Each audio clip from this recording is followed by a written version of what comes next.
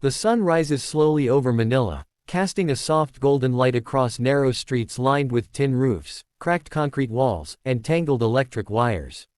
Morning in this part of the city is never quiet.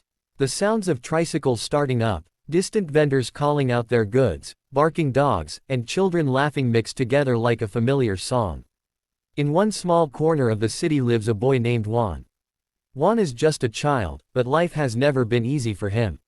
His home is a tiny, one-room house made of patched wood and metal sheets, held together by hope more than nails. When it rains, water leaks through the roof. When the heat comes, the walls trap the warmth inside. Yet inside this humble house lives something priceless, a dream too big to be contained by poverty.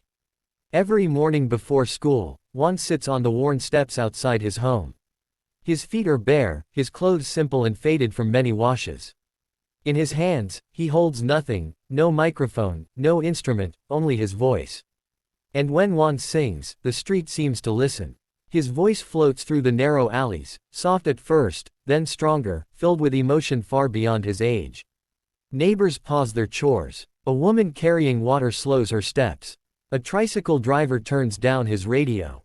For a moment, the struggles of daily life fade into the background, replaced by the sound of a boy pouring his heart into every note. Juan did not learn to sing in a music school. He learned from life. At night, when the city settles and the noise fades, Juan lies beside his mother and listens to old songs playing on a small, battered radio. The radio barely works, its antenna bent, but to Juan, it is a window to another world. He listens carefully, memorizing melodies, practicing quietly so he doesn't disturb the neighbors. His mother often watches him with worried eyes. She sees the hunger in his body but also the fire in his soul. She knows her son is different. Not because he wants fame, but because music is the only place where his pain feels understood. Juan's father works long hours doing whatever jobs he can find. Some days there is enough food. Some days there isn't. Juan has seen his parents sacrifice meals so he could eat. He has seen his mother hide tears when bills pile up. These moments shape his voice, filling it with raw emotion that cannot be taught. Sometimes, after school, Juan sings on the street to earn a few coins. He stands nervously at first, afraid of being ignored. But once he starts singing, people stop. A few drop coins into a small cup. Others simply listen, eyes shining. Juan never begs. He sings with dignity. Each coin he earns is carefully handed to his mother. She hugs him tightly, whispering prayers that one day, his voice will take him somewhere safer, somewhere brighter. One evening, a neighbor records Juan singing on an old phone. The video is shaky, the sound imperfect, but Juan's voice is undeniable. The clip travels from phone to phone, from one heart to another. People begin to talk. This boy has something special. Soon, Juan hears about America's Got Talent. To him, it sounds unreal, a show on the other side of the world, with bright lights, famous judges, and millions watching. It feels impossible. A dream meant for other people, not a poor boy from Manila. But his mother believes. She tells him, if God gave you this voice, there must be a reason. The application process is long and confusing. Forms, recordings, waiting. Weeks turn into months. Juan continues singing on the streets, never expecting anything to change. Then one day, a message arrives. Juan has been selected. The moment is quiet. No fireworks. Just a boy reading words on a screen, hands shaking, heart pounding. His mother drops to her knees, crying.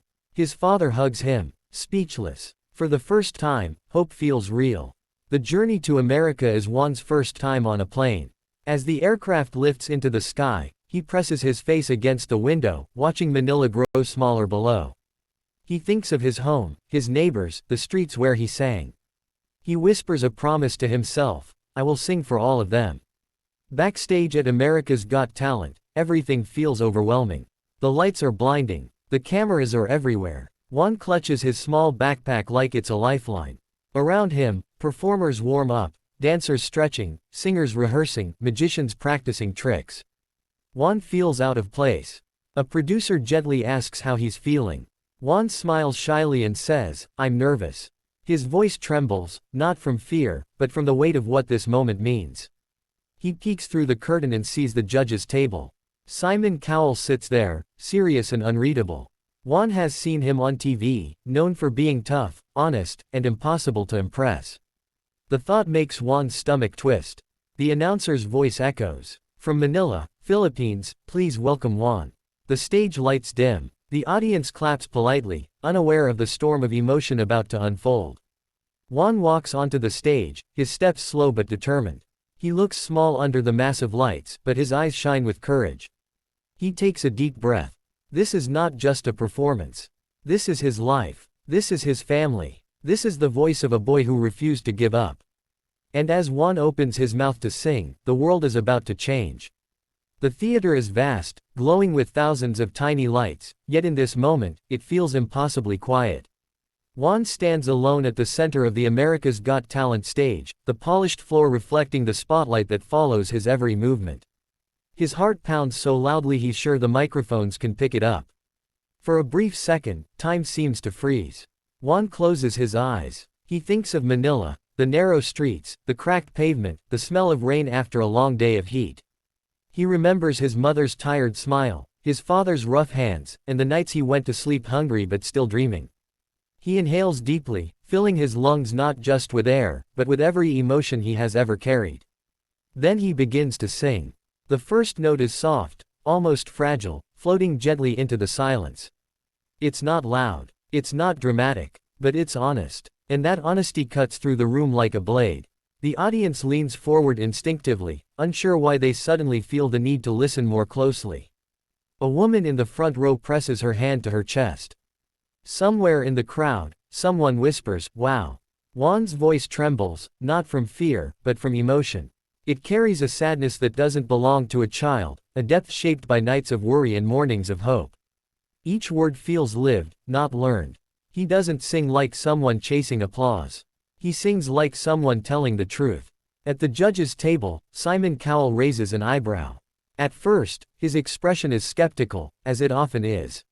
He's seen thousands of singers, child prodigies, big voices, emotional stories. But something about this is different. Simon leans back slightly, studying Juan, not just listening, but observing. The second line grows stronger. Juan's shoulders relax as the music takes over. His fear dissolves, replaced by something powerful and familiar. This is his safe place. This is where he belongs. The stage no longer feels intimidating, it feels like home. The camera cuts to the audience. Faces are changing. Smiles fade into serious expressions. Eyes begin to glisten. A man wipes his face quickly, hoping no one notices. A young girl watches with her mouth slightly open, as if afraid to break the spell. Juan reaches the chorus. His voice opens up, rich and full, echoing through the theater. It's not perfect in a technical sense, and that's what makes it perfect. There's a crack in his voice, a rawness that makes the emotion impossible to ignore. It sounds like pain turning into hope, like a cry that has finally been heard. One of the judges leans forward, elbows on the table. Another shakes their head slowly, stunned. They aren't judging anymore. They're feeling. Simon's posture changes. His arms uncross. His gaze locks onto Juan, no longer critical, no longer distant. His eyes soften. He's no longer seeing a contestant, he's seeing a story. As Juan continues, the theater becomes silent in a way that only happens during rare moments. No coughing. No whispers. No shifting in seats. Thousands of people breathe together, holding onto every note. Juan sings about dreams, about longing, about believing in something bigger than yourself. He doesn't know it, but his voice is reaching people who have their own struggles, people who gave up, people who are tired, people who need to believe again. The bridge of the song arrives. Juan closes his eyes again, gripping the microphone with both hands. His voice drops to a whisper, barely louder than a breath. The vulnerability is overwhelming. It feels like he is standing naked before the world, offering his heart without protection. A judge's eyes fill with tears. The camera finds Simon again. His jaw tightens. He blinks slowly. This is not the Simon Cowell the world is used to seeing. This is a man moved against his will by something real. Juan builds toward the final note. His chest rises. His voice climbs, stronger, braver, freer. The sound fills the room, soaring above the stage, the judges, the audience, reaching something unseen. It's no longer just a song. It's a moment. As Juan holds the last note, His voice shakes, not with weakness but with everything he has left to give. The note hangs in the air, trembling, alive. And then, silence. Not the awkward kind, the sacred kind. For a heartbeat, no one moves. It's as if the entire theater needs a second to return to reality. Juan lowers the microphone slowly, unsure of what he's done. His breathing is heavy. His eyes open, searching faces for a sign. Then the applause begins. Soft at first, then louder, then explosive. The entire audience rises to their feet. A standing ovation crashes over Juan like a wave. Cheers echo from every corner of the theater. People shout. People cry. Some clap so hard their hands turn red. Juan's eyes widen in disbelief. At the judges' table, one judge stands. Then another. Simon remains seated for a moment longer, his expression unreadable. Juan's heart sinks slightly. Then Simon stands. The crowd erupts even louder. Juan's hands begin to shake. He bows his head, overwhelmed, tears forming despite his effort to stay strong. He doesn't know what comes next. He only knows that something has changed. Simon picks up his microphone. The room falls silent once again. And in this silence, a life-changing decision is about to be made.